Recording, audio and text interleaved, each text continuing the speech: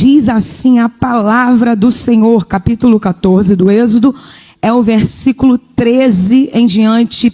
Moisés, porém, disse ao povo: não temais, estai quietos e vede o livramento do Senhor, que hoje vos fará.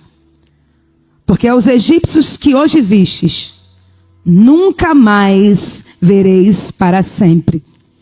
O Senhor pelejará por vós e vos calareis. Então disse o Senhor a Moisés: por que clamas a mim? Diz aos filhos de Israel que marchem. Eu vou ler o versículo 13 novamente. Diz a palavra do Senhor: não temais, estai quietos e vede o livramento do Senhor, que hoje vos fará. Porque aos egípcios que hoje vistes, nunca mais vereis para sempre. Você diz amém. Você diz glória a Deus. Pai, eu quero render graças a Ti nessa noite. Eu quero Te louvar, eu quero bendizer o Teu nome. Eu quero Te agradecer, Senhor. Porque bom é poder estar na Tua casa, bom é poder falar de Ti, Senhor. Bom é poder ouvir a Tua voz. Senhor, aqui está a Tua palavra, que é viva e poderosa. Ó Deus, aqui está a minha vida. Eu não tenho, eu não posso, se o Senhor não derramar sobre mim nessa noite. Mas eu estou aqui, Senhor, nessa noite, disposta a ser movimentada pelo Teu Espírito. Ó Deus, eu Te peço, abre os céus em direção a nós nessa noite. Ó Senhor, fala conosco nessa noite. Traz para nós, Senhor, a revelação da Tua palavra. Nos ilumina, nos instrua, nos direciona. Abre a porta da palavra nessa noite, Senhor. Nos permite entrar por essa porta, ó Deus. Aguça, Senhor, os meus ouvidos. Eu quero ouvir a Tua voz. E aonde houver, Senhor, o coração de um homem, de uma mulher, um coração necessitado de ouvir a Tua voz, eu Te peço que o Senhor fale e não se cale, em o nome de Jesus. Precisamos de Ti, ó Deus. Fala conosco, fica à vontade. Eu declaro, Pai, eu declaro que debaixo dessa palavra, aquilo que o céu tem preparado para derramar sobre nossas vidas nessa noite, há de ser derramado em nome de Jesus. Cerca-nos, Senhor, com os Teus anjos nessa noite. Peleja por nós e glorifica o Teu nome, em nome de Jesus. Amém. Você dá um amém bem forte, desocupa as mãos e lá no alto, isso, aplaude a Jesus bem forte.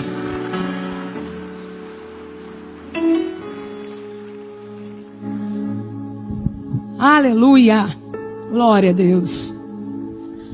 O livro do Êxodo, um livro que particularmente eu amo, como todos os livros da Bíblia, né? Mas tem sempre um que a gente gosta de falar, enfim. O livro do Êxodo, ele trata, né, de um dos acontecimentos mais importantes da história de Israel, que é justamente a libertação do povo de Deus da terra do Egito. O livro do Êxodo vai explicar, vai falar sobre essa libertação de uma escravidão, de um povo que viveu numa escravidão por 430 anos. E o que a gente vê ao longo da história de Israel, o que a gente percebe ao longo de toda a história, é a investida e a tentativa insistente e desenfreada do inimigo em tentar destruir, em tentar acabar com o povo de Deus. No capítulo 1 do livro do Êxodo, se apresenta aqui um faraó que a Bíblia diz que não conhecera a história de José, não conhecera José. O livro do Êxodo, no capítulo 1, ele vai dizendo, explanando que os filhos de Israel, você lembra que quando José se tornou governador do Egito, por causa da fome, enfim, tantas coisas ali aconteceram, a família de José, o pai, os irmãos, foram morar no Egito. Só que aqui toda aquela geração, José já havia falecido, todos os seus irmãos, e aquela geração havia passado. Mas os filhos de Israel, eles se frutificaram, eles se multiplicaram, eles aumentaram grandiosamente, diz o texto. De maneira que Faraó agora, esse que reina aqui, no capítulo 1 do Êxodo, ele vai observar o crescimento de Israel. Ele vai perceber o crescimento do povo de Deus. E quando percebe esse crescimento, a Bíblia diz que ele vai tentar investir contra Israel. E o propósito é afligir Israel. O propósito é colocar cargas sobre o povo de Deus. Porque no pensamento de Faraó, no pensamento do inimigo, à medida em que eu lanço carga, segundo ele, à medida que é lançada carga sobre o povo de Deus, à medida que ele aflige, ele diz: se eu afligir, se eu lançar carga, se eu perseguir esse povo para, esse povo desiste, esse povo não cresce, então esse povo enfraquece. Então é isso que vai acontecer. Faraó vai começar a lançar carga sobre esse povo. Só que no capítulo 1, versículo 12 diz que quanto mais Israel era afligido, mais eles cresciam e mais eles se multiplicavam. E perceba como isso se parece com a minha e com a tua história. Porque o plano do nosso inimigo, se nós olharmos, como eu costumo dizer, para o retrovisor da vida, se nós meditarmos em algum momento da nossa história, um passado distante ou não muito distante, eu não sei, mas se nós olharmos em alguma circunstância da vida que já vivemos no passado, nós vamos lembrar que até nós mesmos pensávamos como inimigo: agora eu acho que eu não aguento, agora eu acho que eu não suporto. E a tentativa do inimigo em direção a nós era essa: agora com esse problema, com essa circunstância, ele desiste, ele para. Só que olhando para o meu passado, olhando para o teu passado, nós vamos perceber que aquela aflição não me parou e não te parou, que aquela aflição não nos fez desistir. Pelo contrário, quanto mais fomos afligidos, quanto mais o inimigo investiu contra a minha casa, quanto mais o inimigo investiu contra a tua vida, mais fortalecido você se tornou na presença de Deus. A aflição não te parou, a aflição te fez mais forte na presença de Deus, diante do inimigo. O inimigo pensou: agora não tem jeito. Mas olha onde você está nessa noite. Olha onde eu e você estamos nessa noite, na presença de Deus. Quanto mais Israel era afligido, mais eles cresciam, mais eles se multiplicavam. Eu sei, poxa irmã, que talvez você pense, né? Tem que ser afligido para crescer.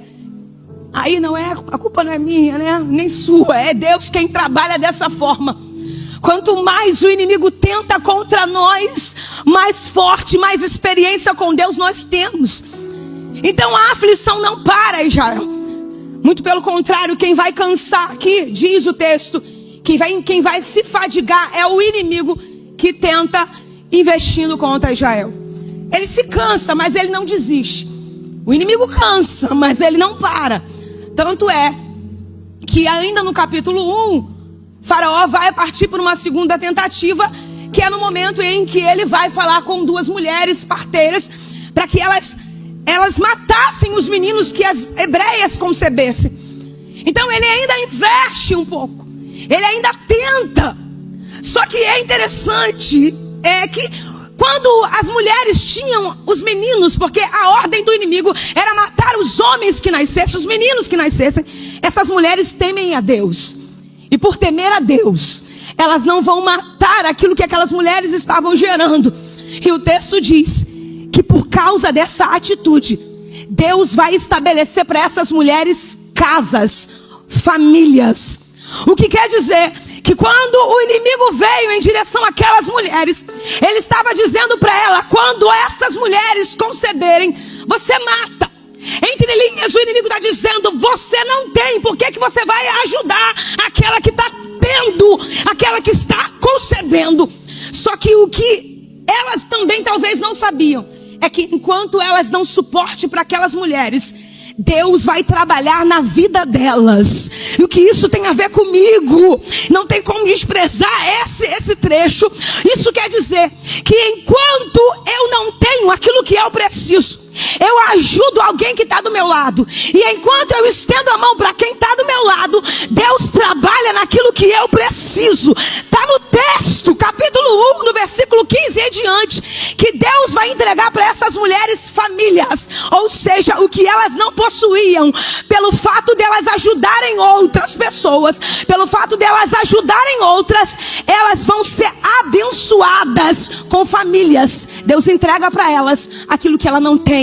Eu não entendi, irmão, ou talvez você tenha entendido, mas não custa nada explicar melhor para você, que enquanto você faz aquilo que Deus te ordenou, que é dar a mão a alguém, que é ajudar alguém, Deus trabalha na tua casa, na vida do teu filho, do teu marido.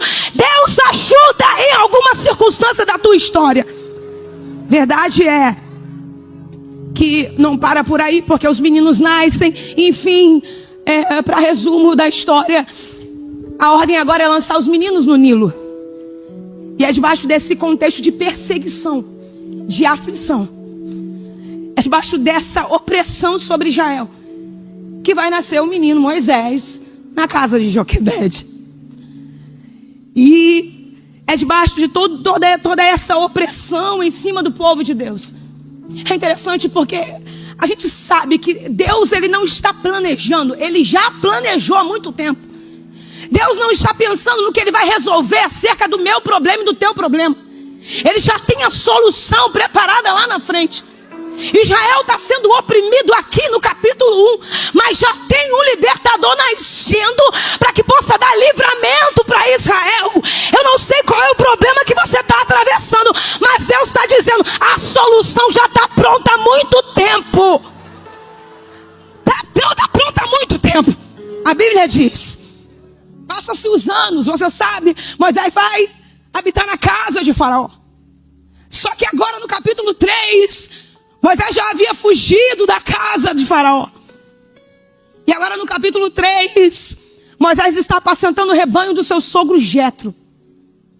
E agora ele está no Horebe, é ali no Horebe que ele avista uma sarça que não se consome. E diante daquela visão, Moisés vai receber uma palavra de Deus. Por que que isso acontece aqui no capítulo 3? Porque o povo de Deus, sendo afligido, o texto diz que esse povo começa a clamar a Deus. E por Deus ouvir o clamor de Israel, o Senhor agora se levanta e se apresenta para Moisés no meio da sarça e diz, Moisés, tira a sandália dos seus pés, porque a terra que tu estás é terra santa. E o Senhor vai dizer, Moisés, eu ouvi a aflição do meu povo. Eu tenho visto a opressão com que os seus opressores têm oprimido eles. E ele diz, Moisés, e eu decidi descer para livrar o meu povo. Deixa eu dizer uma coisa para você muito simples, é maravilhoso quando Deus ordena os seus anjos a nosso respeito, porque está escrito, dará ordem aos anjos ao nosso respeito. Mas maravilhoso é quando Deus decide se levantar do trono e descer no meio da nossa história, no meio da nossa opressão, para nos dar livramento. Eu tenho uma boa notícia para você nessa noite. Deus viu a tua aflição, ouviu a tua oração e está dizendo, Fabiola, fala para minha igreja que eu decidi descer nessa noite. Ele está aqui no meio da igreja. Tem livramento. Tem livramento para tua casa. Tem livramento para o teu filho. Tem livramento para a tua história. Tem livramento para você.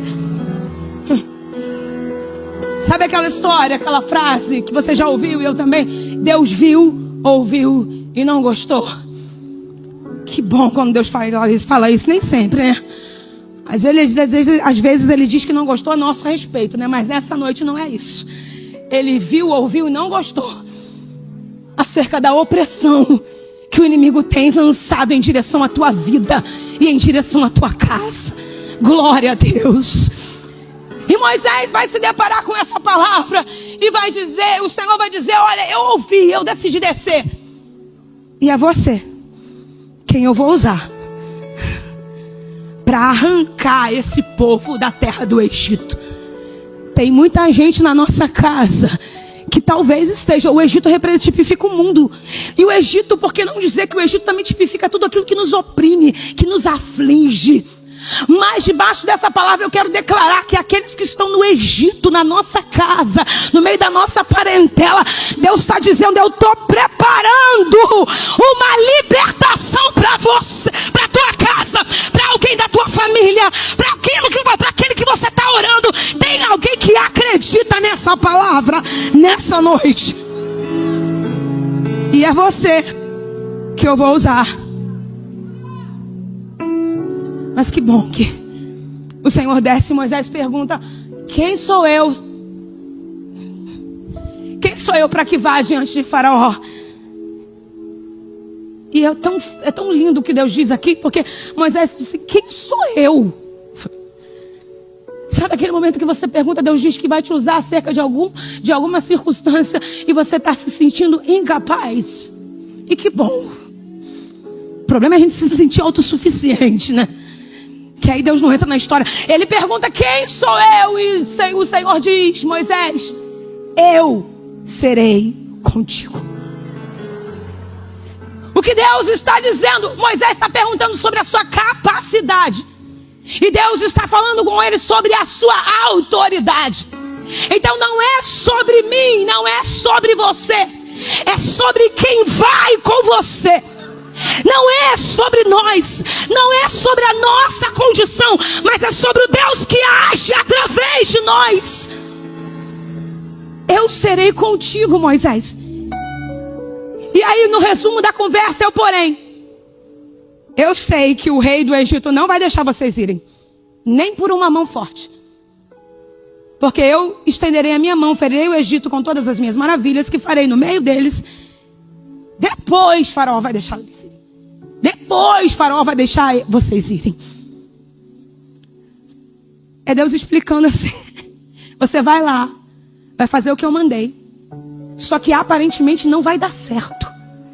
Quem nunca se deparou com uma situação assim, em obediência a Deus, está dando tudo certinho e parece que está dando tudo errado?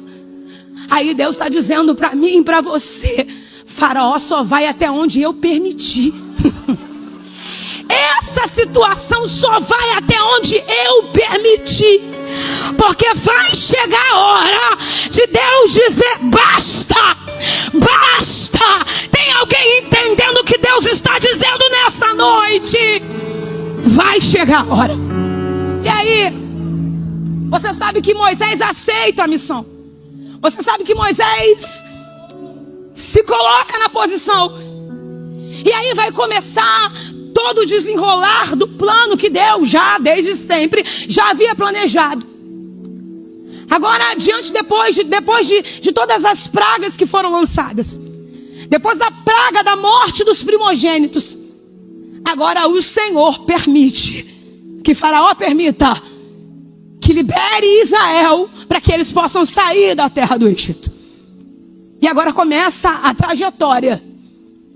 E a Bíblia diz que quando o Senhor permite agora que Israel saia do Egito, da terra do Egito, o Senhor vai dizer para Moisés e dizer para o seu povo. O Senhor vai mandar com que eles façam um caminho mais longo. Deus não vai permitir que Israel vá pelo caminho dos filisteus, porque Deus diz para que eles não vejam a guerra. Para que eles não vejam a guerra e eles voltem atrás. Então Deus vai ordenar que eles façam um caminho mais longo, um caminho mais difícil. Percebe que em algumas situações às vezes parece que é mais demorado, é mais longo, a coisa parece que fica mais complicada. Só que Deus manda que eles façam o caminho mais longo. E o texto diz que eles estão saindo do Egito Moisés vai pegar os ossos de José.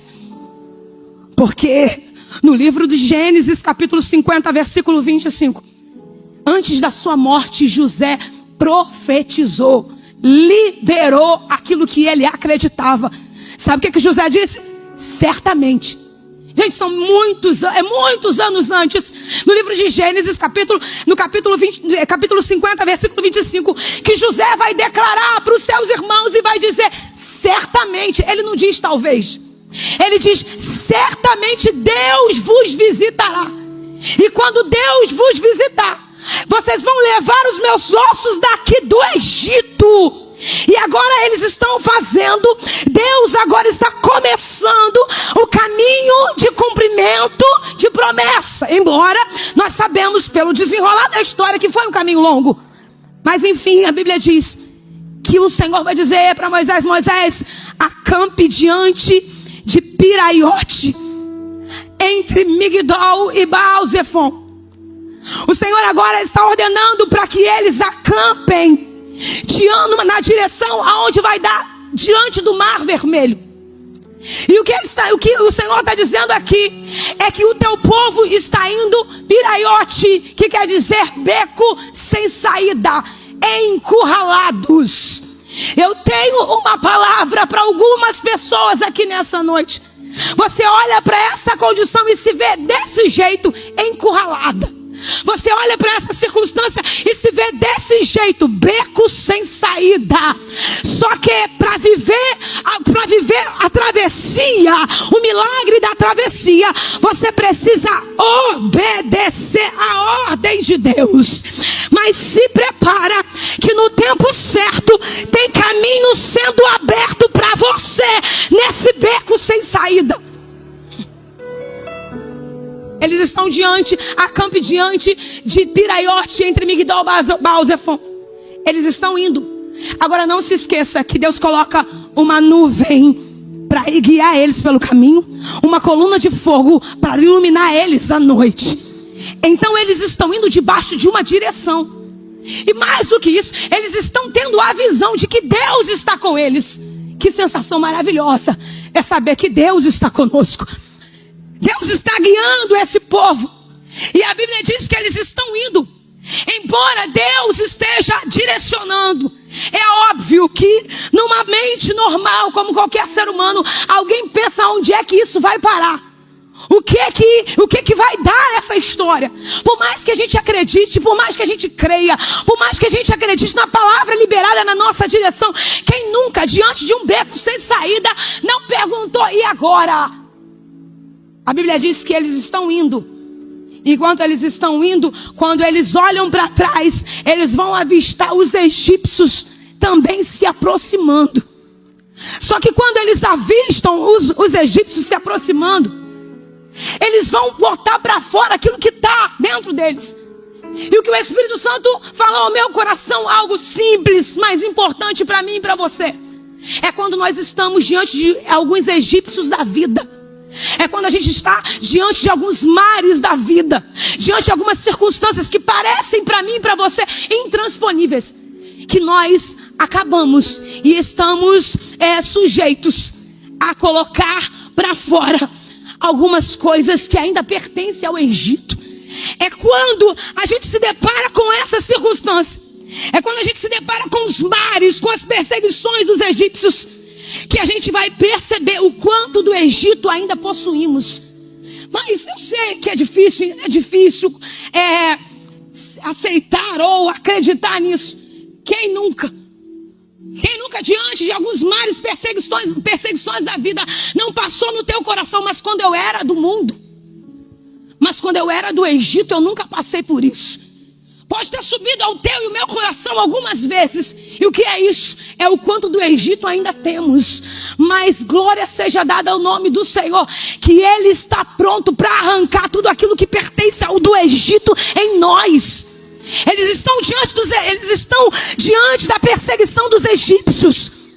Só que agora, quando eu estava falando com Deus, falei, Senhor, quando a gente pensa que as coisas podem melhorar, a gente pensa assim, agora pior do que está não fica. Pior do que está não pode ficar. Diante de algumas circunstâncias, a gente fala, Deus, não é possível. Pior do que está, essa história não pode ficar. Só que, infelizmente, em algumas situações fica. Calma, eu não vim trazer má notícia. Mas a verdade precisa ser dita, porque está aqui no texto. Não tem nada de muito, como eu costumo dizer, mirabolante na história. Eles estão sendo perseguidos pelos egípcios. A coluna está na frente até então. Só que agora, a Bíblia diz que o anjo do Senhor, aqui esse anjo do Senhor é o próprio Deus. É o Senhor quem estava ali na frente. Diz que o anjo do Senhor, ele se retira e se coloca atrás. Que a coluna que estava na frente, ela se retira e se coloca atrás. É por isso que eu estou dizendo, quem nunca, diante de algumas circunstâncias da vida, não perguntou, cadê Deus? Será que agora, dessa vez, eu estou sozinha? Porque a gente não está vendo o que estava até então diante dos nossos olhos. Só que, na verdade, Deus se coloca atrás, porque era um sinal de proteção. Porque Ele se coloca entre Israel e os egípcios. Ele se coloca entre Israel e os egípcios. E agora? Agora a Bíblia diz que eles se aproximam do mar. O anjo se colocou atrás. E como eu disse, é quando nós estamos diante de alguns mares da vida que nós precisamos saber como que a gente vai reagir. Se a gente vai lembrar do que a gente já experimentou no Egito, ou se a gente vai acreditar naquilo que Deus liberou sobre nós. Sabe o que o povo de Israel vai dizer? Moisés, não tinha sepulcro no Egito para que a gente morresse lá, não? Porque você trouxe a gente para cá para morrer aqui no deserto. E aí Moisés vai dizer para eles, estai quietos. Não tem mais. Porque os egípcios que vocês estão vendo hoje, nunca mais vocês verão. O Senhor vai pelejar por vocês. E aí Moisés diz, o Senhor diz para Moisés, Moisés, por que clamas a mim? Diz aos filhos de Israel que marche. Porque quando nos deparamos diante dos mares e dos egípcios da vida que nos perseguem, diante das opressões que nós enfrentamos, nós somos tentados a parar. Nós somos tentados a desistir. Quando nós nos deparamos diante das perseguições que sofremos, nós somos tentados a não crer, a não obedecer a ordem de Deus, que para nós parece um absurdo, parece não fazer sentido. Só que, repito, é quando nós estamos diante dessas circunstâncias que parecem e para nós são impossíveis, é que Deus diz, marcha. A ordem de Deus para mim e para você diante desse problema, diante dessa circunstância é, não pare, marcha. Enquanto eu e você marchamos, enquanto eu e você oramos, enquanto eu e você profetizamos, enquanto eu e você marchamos, enquanto eu e você cremos, enquanto eu e você perseveramos, enquanto isso, Deus prepara o vento oriental para abrir o caminho para mim e para você atravessar. Tem alguém que acredita nisso nessa noite? Marcha, acredita, persevera. Enquanto isso, Deus prepara o vento oriental na direção desse mar. Oh, glória a Deus. Eu creio nisso. Eu creio nessa palavra. Glória seja dada. Se é para Jesus, pode ser mais forte. Se é para Jesus, pode ser mais forte. Porque clamas a mim, Moisés. Diz ao povo que marche. E enquanto eles marcham, o Senhor prepara o vento oriental. A Bíblia diz que agora o mar parte. Muro de mar de água à direita, muro de água à esquerda. Percebe que aquilo que eles achavam que iria matar eles, que eles iriam sucumbir diante daquilo, na verdade, aquilo foi um canal de milagre e eles passaram no meio de tudo aquilo, sem sofrer nenhum dano.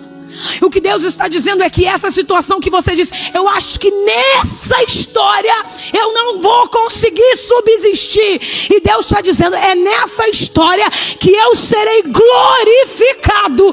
E você vai atravessar como se nunca houvesse passado por isso. Israel atravessa Só que enquanto Israel atravessa, agora a Bíblia diz que os egípcios, ousadamente, eles entram no mar. Porque eles estão achando que aquele caminho também ia servir para eles. Eles estão indo.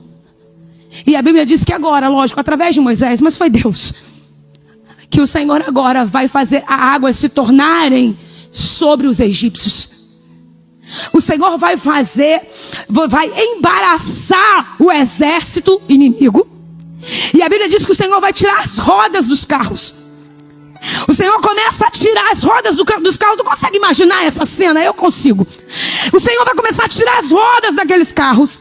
E a Bíblia diz que enquanto isso, agora o mar se torna sobre os egípcios. Obviamente, eles vão ser afogados ali. Israel atravessa seco.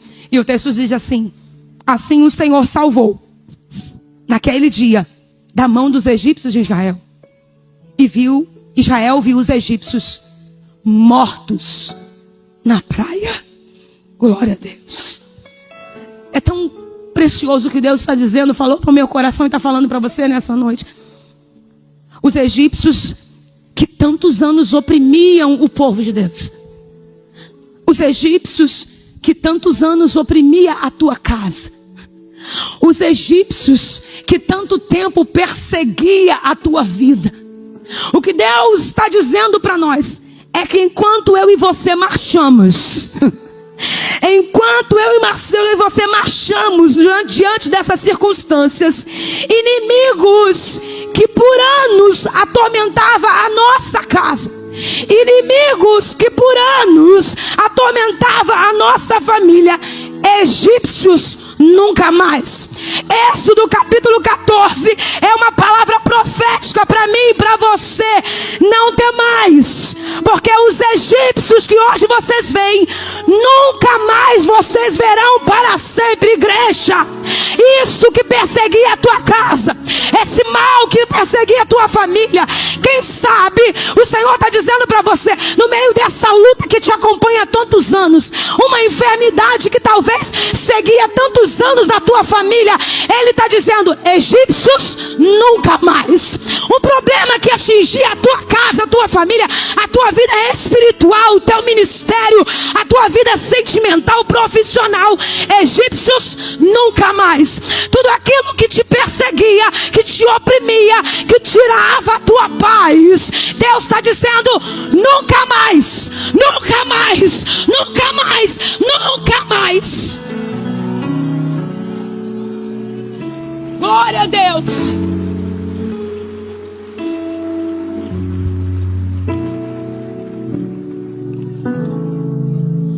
Fabíola, você está dizendo para mim que eu nunca mais vou ter problema? Quem me dera se fosse isso, né? Problemas sempre existirão. Mas o que Deus está dizendo são coisas de anos. São coisas que você ora por tanto tempo. São coisas que tiram a tua paz por tanto tempo. São coisas que te perseguem. Situações, circunstâncias, coisas que há tanto tempo talvez você clama, você ora. Há tanto tempo você faz campanha por isso. E Deus está dizendo: esses egípcios nunca mais. Israel enfrentou, lógico, depois filisteus, cananeus, enfim. Mas egípcios, o Senhor está dizendo: nunca mais, nunca mais, nunca mais. Eu profetizo: nunca mais a tua casa será assolada por um vício. Nunca mais a tua casa será assolada por um ciclo talvez vicioso de divórcio. Nunca mais essa enfermidade que por gerações acompanhava a tua parentela, nunca mais você vai enfrentar egípcios. Nunca mais. Você pode levantar suas mãos, é profético. Pensa aí, estamos na campanha da vitória, é o culto da vitória. Pensa aí, qual é o egípcio que você precisa vencer? Deus está dizendo, você vai declarar, eu vou contar até 3 e você vai dizer: egípcio, nunca mais, nunca mais, em nome de Jesus. 1, 2, 3, egípcios. Mais uma vez, declara: egípcios. Nunca mais. Nunca mais. Nunca mais. Aleluia. Glória seja dada ao nome desse Deus para todos sempre. Sabe por que eu digo isso sem nenhum constrangimento? Porque eu vi egípcios na minha casa serem destruídos. Egípcios afogados no meio de um mar que parecia intransponível. Eu vi com os meus olhos. Eu vi com os meus olhos. Eu percebi com os meus olhos e com o meu corpo a manifestação do Deus, que é o Deus que estava ali para abrir o mar vermelho. É o Deus de Gênesis, Apocalipse. Eu vi com os meus olhos Deus afogar no mar um vício de mais de 25 anos na minha casa. Aleluia. Eu vi o Senhor afogar no mar o egípcio da prostituição que por anos acompanhava alguém da minha família. Há 29 anos atrás.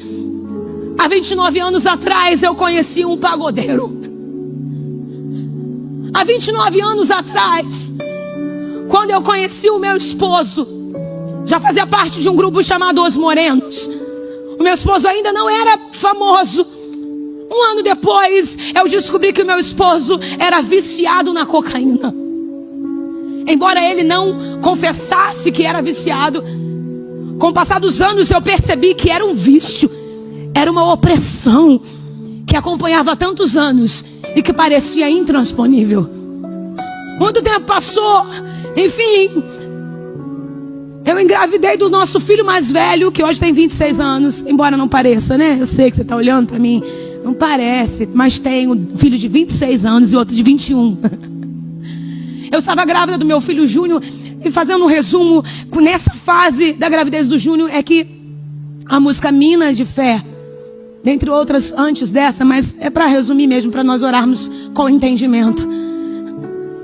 A música Mina de Fé, foi preciso perder para aprender a valorizar a mina de fé. Alguém já ouviu essa música? Zum, zum, zum, uma levanta a mão, o outro não, mas enfim. Meu esposo então se tornou um homem muito famoso, com a fama, dinheiro, mulheres, mais drogas. O tempo foi passando, meu filho completou um ano, e no auge do auge da fama, do sucesso daquele vocalista do grupo Os Morenos, meu esposo decidiu ir embora de casa. E no meio dessa opressão, eu entrei numa depressão profunda. E no meio dessa depressão profunda, eu ouvi uma voz dentro da minha casa que disse: pega a chave do seu carro, faz isso, isso, isso, acaba com esse sofrimento hoje. Uma voz dizia: se mata, acaba com a tua vida hoje. Mas eu me lembro que eu também ouvi uma outra voz. E essa outra voz disse o meu nome e disse: Fabíola, você não pode fazer isso. Confesso que naquele momento não consegui entender. Uma voz disse: mata, outra voz diz: você não pode fazer isso. O fato é que eu não tentei cometer um suicídio naquele dia. Alguns dias depois, alguém me convida para ir numa igreja. Tentei fugir daquele convite, mas no final eu estava numa tarde de oração. Oh, glória! Olha a tarde profética aí, gente. Uma tarde de oração. Tinham poucas pessoas e uma roda de oração. Eu estava 3 meses trancada dentro de casa, com pensamento suicida. E eu me lembro que diante daquela opressão, daquela angústia, quando eu saí de casa junto com a minha mãe, junto com meu filho que tinha 1 ano e a vizinha, eu me lembro que quando eu entrei dentro da igreja, aquela roda de oração, depois de 3 meses trancada, um pastor ali começou a pregar e disse: creia no Senhor Jesus Cristo e será salvo tu e a tua casa. Eu olhei para minha mãe, olhei para minha vizinha, pensei na minha mente: como que esse homem sabe que minha casa está destruída? Ele está pregando ali, dizendo para crer em Jesus Cristo que será salvo eu e a minha casa. Ele continuou pregando e ele dizia para aquelas poucas pessoas: o choro pode durar uma noite, mas a alegria vem pela manhã. Eu estava há meses vendo a noite chegar, o dia clarear. E na minha mente, mais uma vez, olhei para minha mãe, para minha vizinha, pensei. Uma das duas contou para esse homem. Uma das duas disse para ele que eu estou há meses em depressão, vendo a noite chegar, chorando, vendo o dia clarear, porque ele está ali pregando e dizendo que o choro pode durar uma noite, mas a alegria vem pela manhã. Mas no final daquele culto, levantei minhas mãos, entreguei a minha vida para Jesus. Aceitei a Jesus como meu Salvador aos 19 anos de idade. Me lembro que naquele dia entreguei a minha vida para Jesus e disse: Jesus, eu creio que tu és o Filho de Deus. E eu creio que será salvo eu e a minha casa. Se tu creres, verás a glória de Deus. Eu nunca vi alguém crer em Jesus, depositar a confiança nele e não ver a manifestação dele. Há um aqui nessa noite, igreja, que é maior do que Moisés. E ele visitou a minha casa, ele visitou o meu mar vermelho e vai visitar o teu também nessa noite. Comecei a fazer campanha. Aplaude Jesus.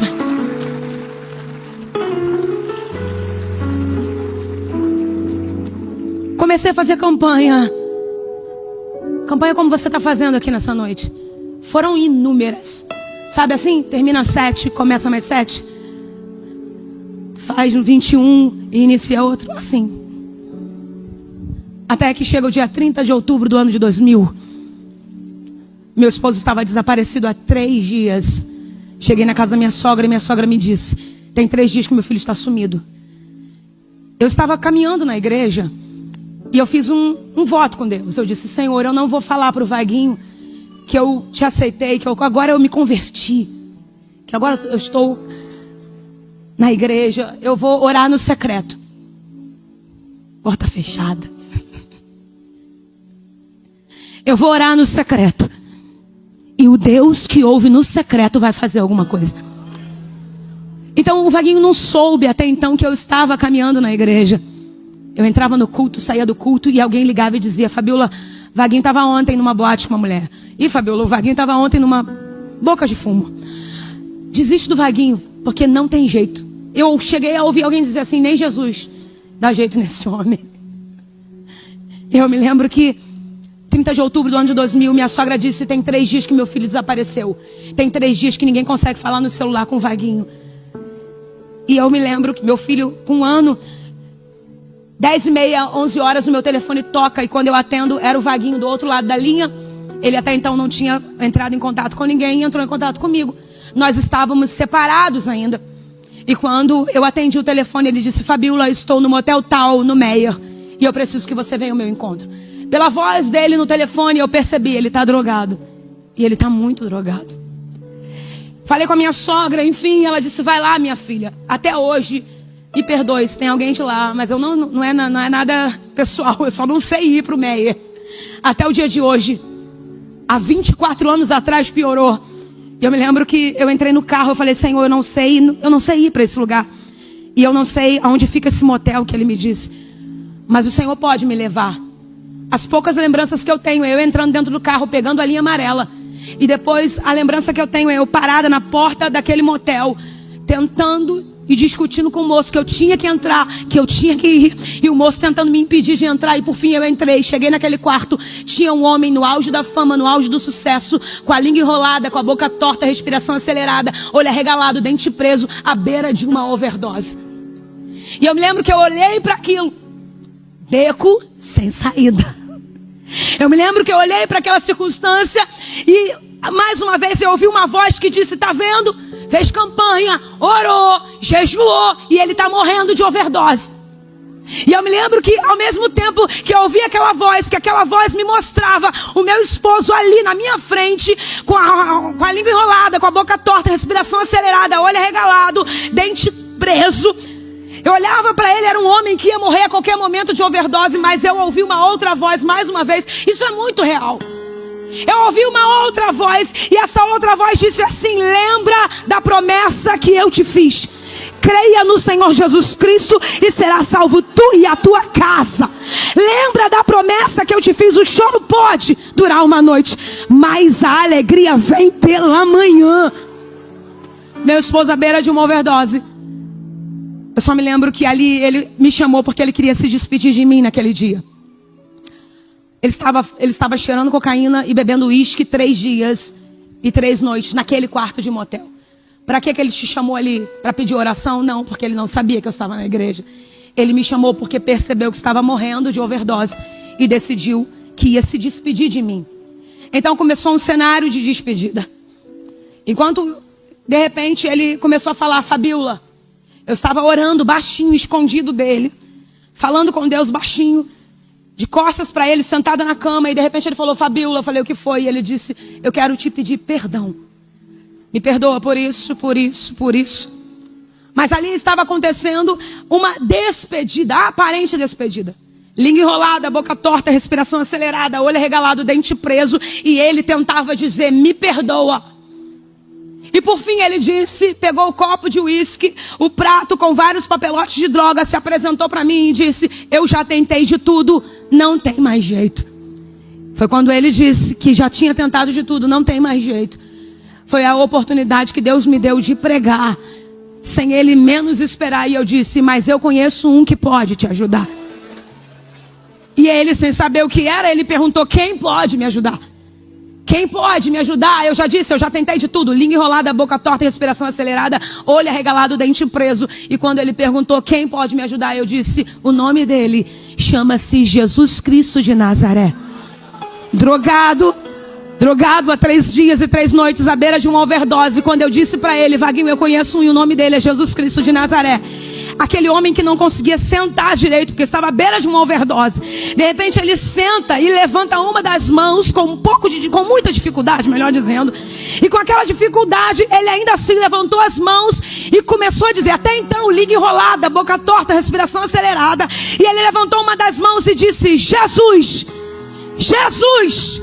Língua enrolada, boca torta, respiração acelerada. E ele dizia: Jesus, entra na minha vida que eu quero ser um novo homem. Quando ele clamou por Jesus, não tinha mais língua enrolada, não tinha mais boca torta, não tinha mais efeito de overdose. Ele ficou de pé, começou a pular e disse: Fabiola, a partir de hoje eu sou de Jesus. O que eu quero dizer com isso? Que o Deus que abriu o mar vermelho lá atrás, esses egípcios, Fabiola, nunca mais. Porque hoje está aqui o meu esposo, lavado e remido no sangue de Jesus. Egípcios nunca mais. Vai ficando de pé declarando isso na tua casa. Egípcios nunca mais. Egípcios nunca mais. Você pode adorar esse Deus. Aleluia. Aonde abundou o pecado, superabundou a graça de Deus.